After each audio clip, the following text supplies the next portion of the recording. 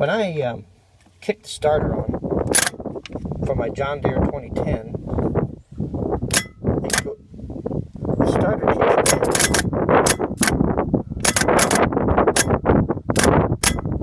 in, but it doesn't whirl.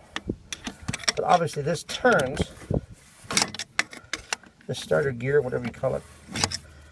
But is it supposed to go out like that, or isn't it supposed to spin? Obviously this is outside the tractor. Just wanted your opinion. Thank you, Gary.